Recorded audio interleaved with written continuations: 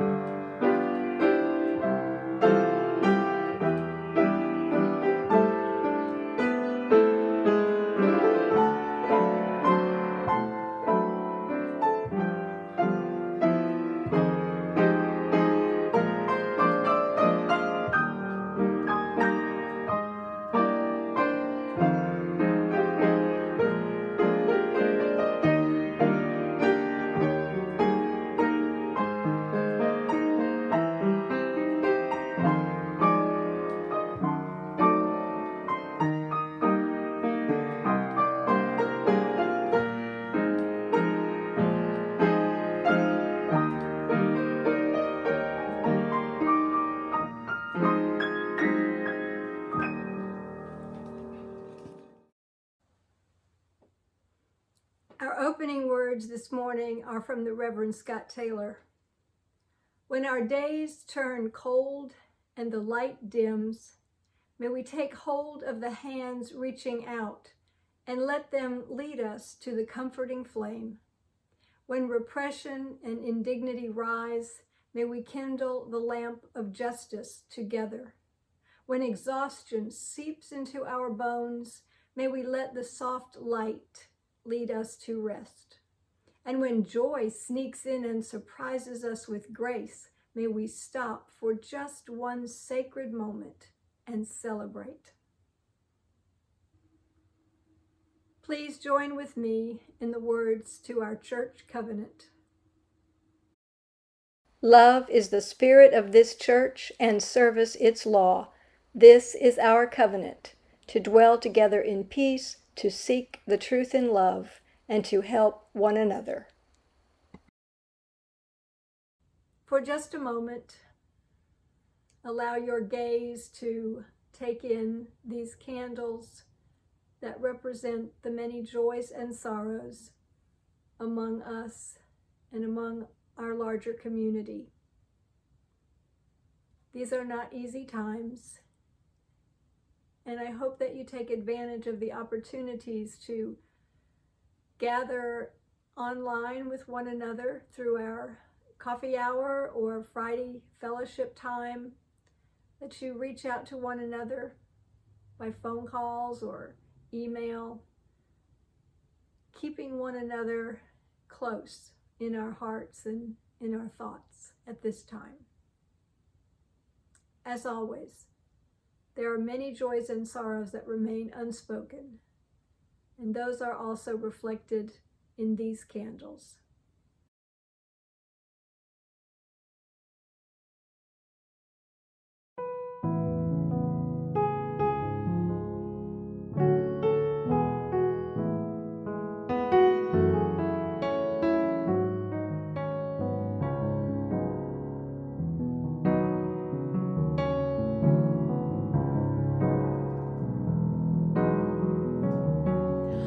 Oh come, Emmanuel, and with your captive children dwell. Give comfort to all exiles here, and to the aching heart bid cheer. Rejoice, rejoice, Emmanuel shall come within as love to dwell. Oh, come, you splendor very bright, as joy that never yields to might. Oh, come and turn all hearts to peace, that greed and war at last shall cease. Rejoice, rejoice, Emmanuel shall come within as truth to dwell. Oh, come, you dayspring, come and cheer our spirits by your presence here, and dawn in every broken soul as vision that can see the whole. Rejoice, rejoice, Emmanuel shall come within as light to dwell. Oh, come, you wisdom from on high, from depths that hide within a sigh, to temper knowledge with our care, to render every act in prayer. Rejoice, rejoice, Emmanuel shall come within as hope to dwell. Rejoice, rejoice, Emmanuel shall come within with hope to dwell.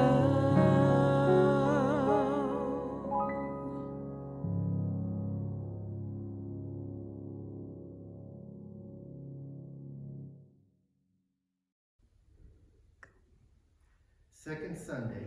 Our first Sunday of Advent reminded us to be patient.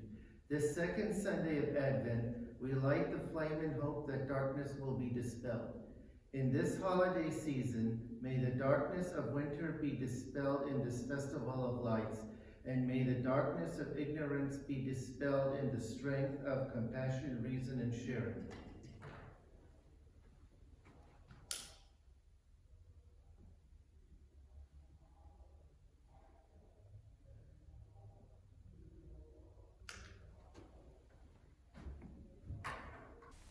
Our special time for all ages this month is every Sunday to learn one verse of This Little Light of Mine. So this Sunday we'll learn the first verse. Linda Cobb has agreed to teach the signing, and Laura Keith King is accompanying her musically. I edited the video a little bit so that we will see them perform the song the first time the way it's supposed to be. Then I'm going to show you just the signing in slow motion, and then we'll all do it together at the regular speed.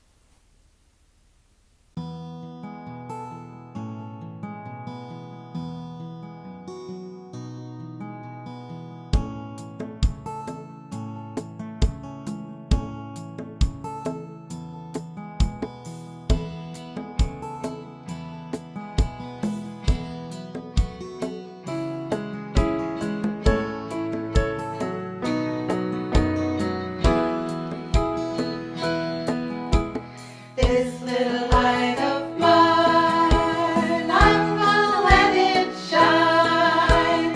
This little light of mine,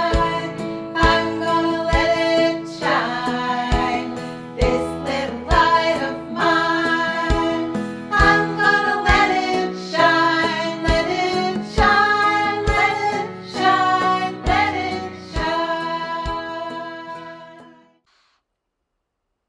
This little light of mine, I'm gonna let it shine. Let it shine, let it shine, let it shine. This little light of mine, I'm gonna let it shine. This little light of mine, I'm gonna let it shine. This little light of mine, I'm gonna let it shine. Let it shine. Let it shine. Let it shine. This little light of mine, I'm gonna let it shine. This little light of mine, I'm gonna let it shine. This little light of mine, I'm gonna let it shine. Let it shine, let it shine, let it shine. Each Sunday service is an opportunity to reflect on the importance of this community and the need to support it with a generous heart. And so I offer the information now for how to text and give or write a check, if that's your preference, in support of the work and the mission of this congregation.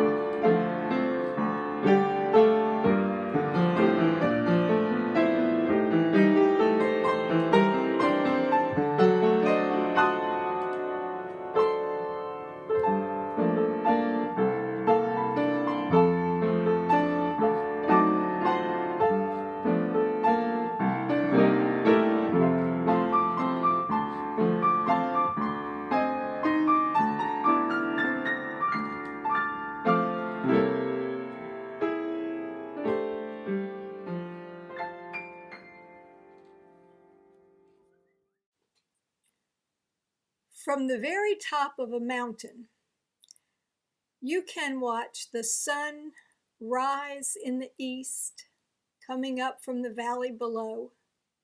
And then you can watch the sun set behind distant hills in the west in the evening.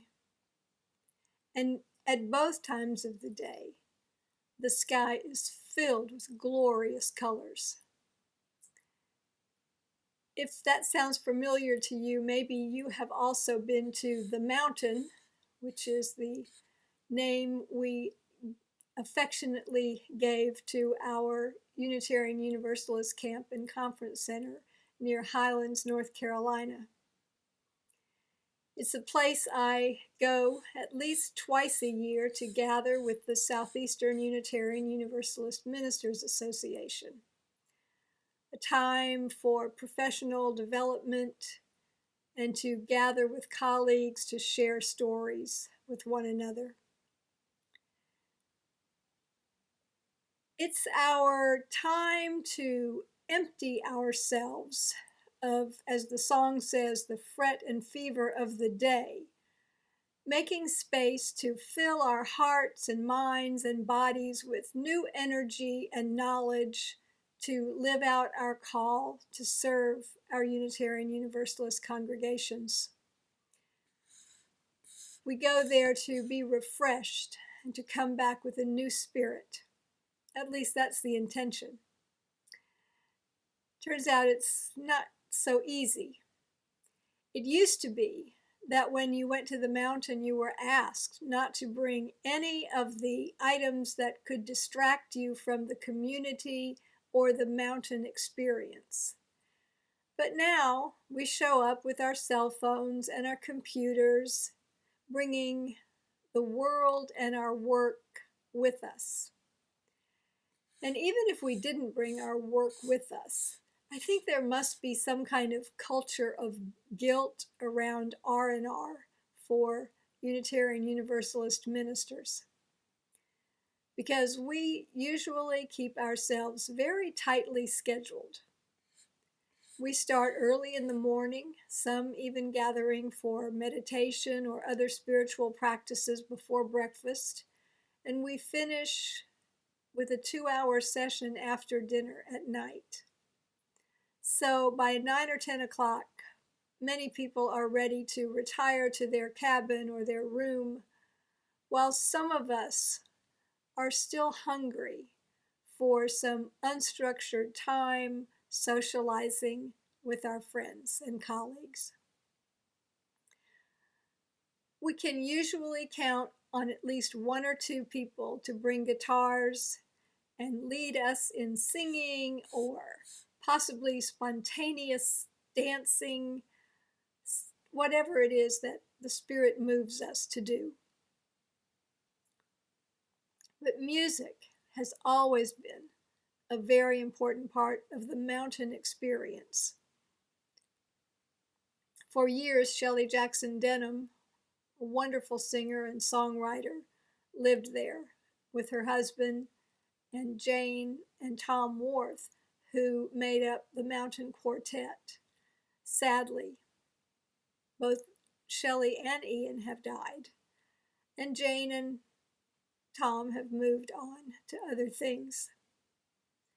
Still, music is important at the mountain, and when we are gathered, we take time for singing and socializing that way. The last time I was there was in March, and on the way down the mountain, coming back home and planning to be in Pensacola on Sunday, I was on the phone with our church leadership trying to determine what we were going to do for the next Sunday. About that time, we got an email from our UUA president, the Reverend Susan Frederick Gray, asking us to respect the seriousness of the situation and call off our church gatherings. Little did we know that within hours, practically, life would change so drastically. Schools closed, parents were scrambling to find arrangements for their children so they could work. All of this with the thought that still it would be short term. As the days stretched into weeks and then later months, and now who knows how long, became clear that it wasn't going to be over soon.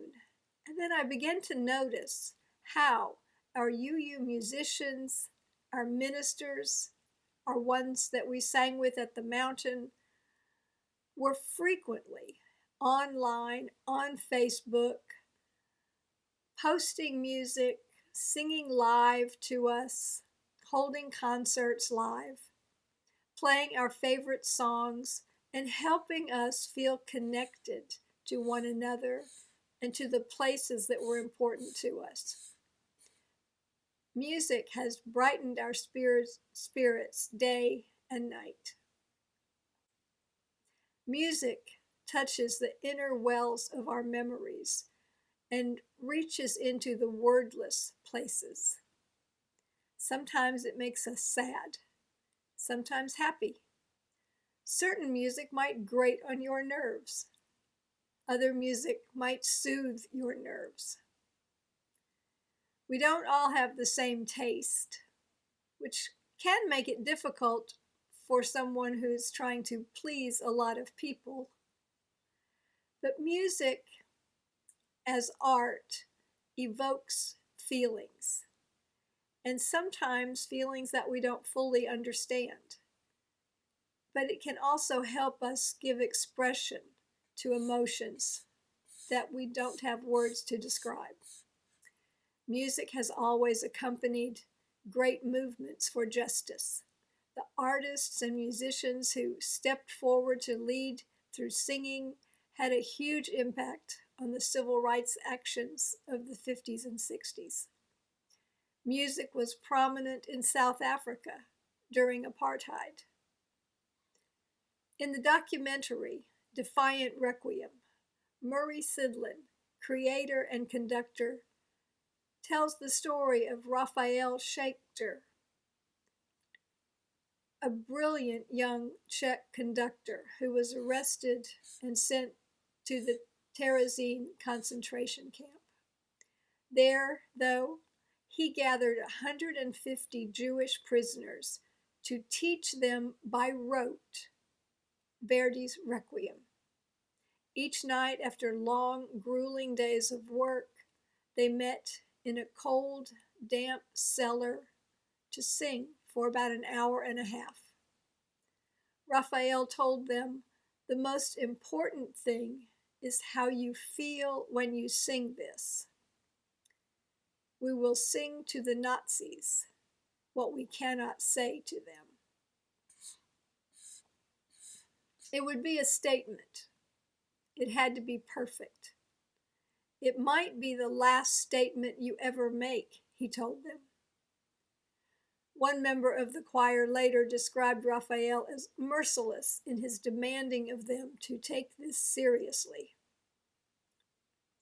The Requiem was performed 16 times for the inmates there, and the last time it was performed for some high-ranking officials and the Red Cross. The Nazis had decided to hide what they were doing behind the facade of the artists. There were a lot of artists in this community. Taking the belongings from the prisoners, they created stores that looked like lovely places to shop. They even made a propaganda film about the city given to the Jews. They thinned out the crowd, shipping the elderly, the sick, the ones who didn't fit the picture that they wanted to create, to Auschwitz. The Requiem was a statement to the Nazis that they too would be punished for their crimes against the people, that nothing will remain unavenged. They delivered their message in the face of the Nazis and the Red Cross, there to do an inspection, in the midst of this fake little quaint town. The prisoners hoped that the Red Cross would understand the message in the music and that they would look further and deeper into the concentration camp. They would see where the people lived and uncover the horrific conditions. But it seemed to them that the Red Cross wanted to believe what it saw on the surface. The people returned home to say, the Jews have it very good. 62 years later, Murray Sidlin wanted to create a chorus of people to sing in that same room to honor the memory of the thousands of Jewish people who were held captive there. The people who sang in defiance of their captors. Survivors attended and shared stories.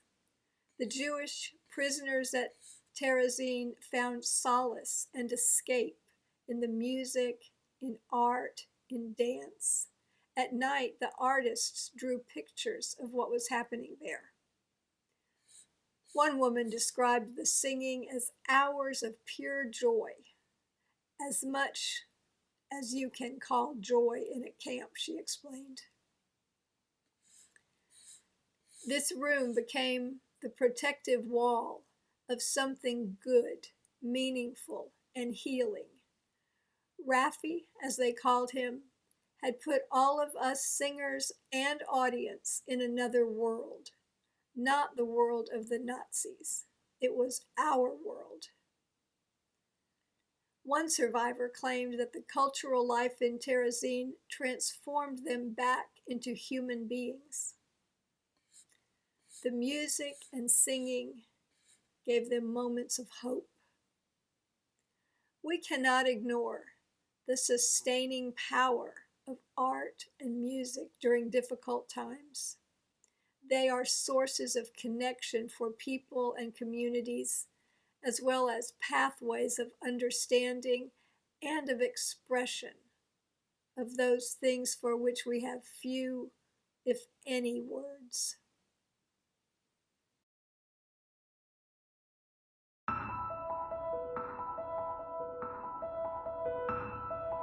I believe in the sun.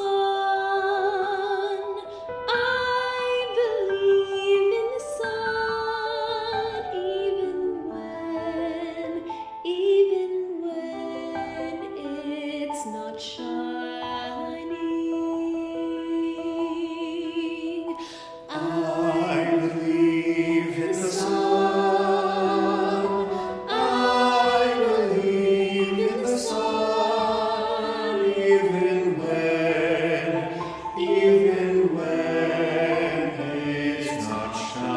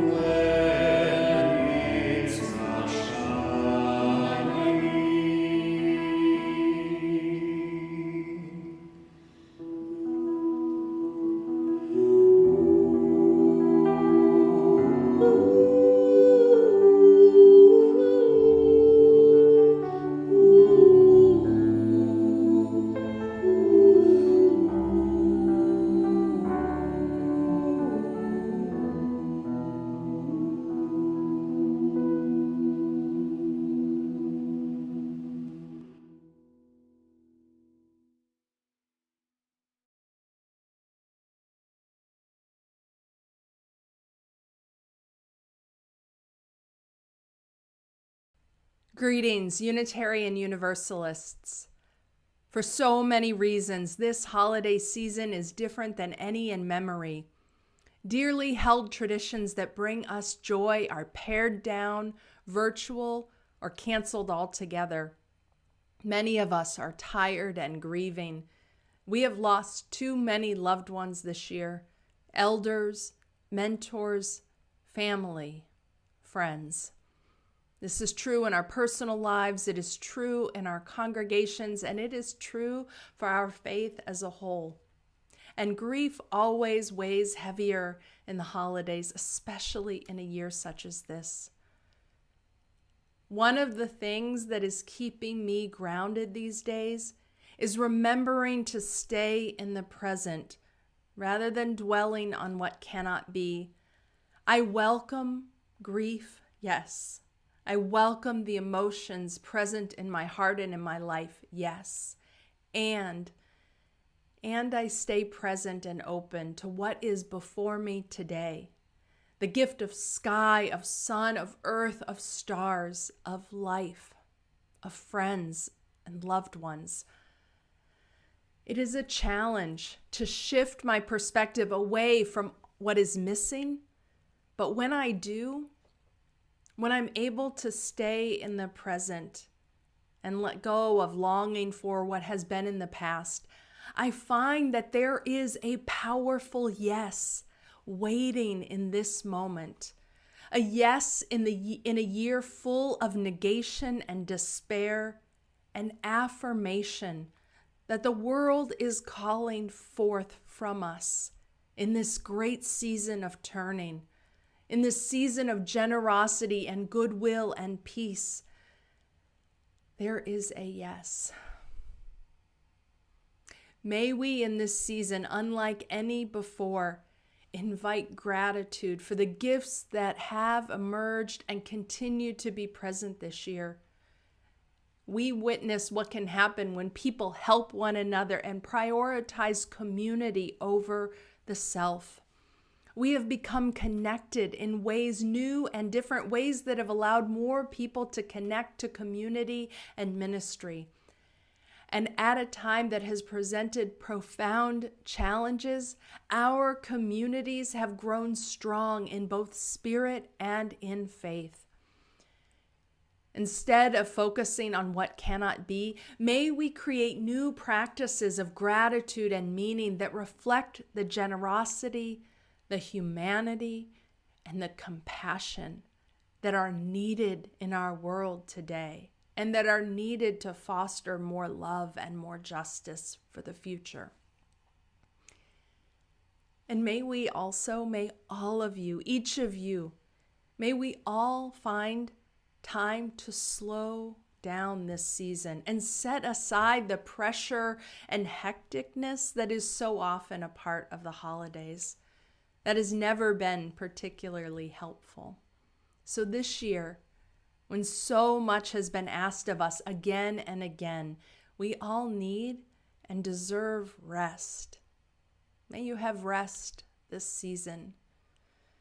As I sit in the beautiful darkness of this season, I am reminded that life is nurtured in darkness, that seeds take root in the darkness of the soil, that babies are formed in the dark of the womb.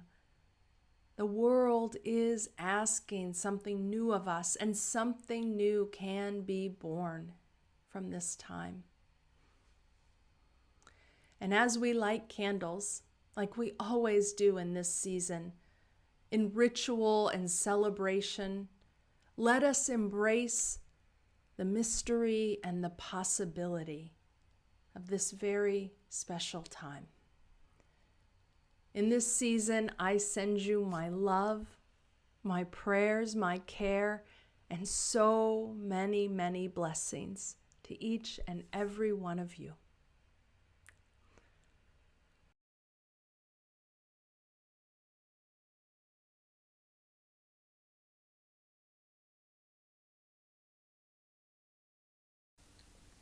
Our closing hymn is one we are calling a carol of resistance.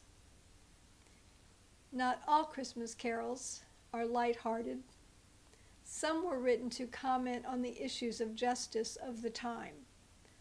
2 for sure were written by Unitarians. Henry Wadsworth Longfellow withdrew into deep despair following a series of tragic events. First, he witnessed the descent of his country into civil war. He wrote in his journal in January of 1861, 6 states have left the Union, led by South Carolina. President Buchanan is an antediluvian, an après moi le déluge president, who does not care what happens if he only gets safely through his term. We owe the present state of things mainly to him. He has sympathized with the disunionists. It is now too late. The other things that happened to him were that his first wife died following a miscarriage, and then his second wife died in a horrible tragedy when a match fell on the floor next to her and caught her dress on fire. He was also injured, but she succumbed to the shock. Then later his son, who thankfully survived, was wounded seriously in war. The original text of his poem included 7 stanzas of 5 lines. Most hymnals and songbooks omit the 4th and 5th stanzas, which refer to the Civil War. When you listen, you can hear how there's a change of heart between verses. And in despair I bowed my head. There is no peace on earth, I said, for hate is strong and mocks the song of peace on earth to all goodwill. Then rang the bells more loud and deep. God is not dead, nor doth he sleep. The wrong shall fail, the right prevail, with peace on earth to all goodwill. I invite you to sing. The words will be printed for you. This closing hymn.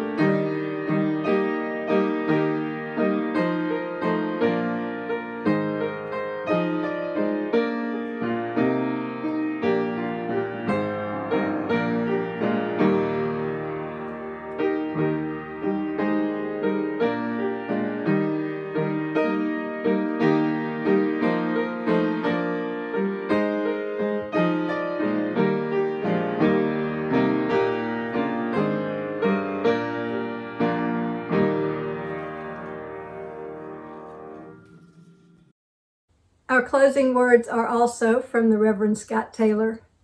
When the winds of your daring days begin to swirl, may you find your breath.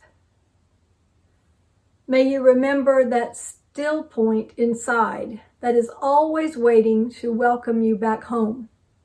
And from that place of sacred peace, May you be an anchor of calm for those who need it as much as you. Go in peace, go in love.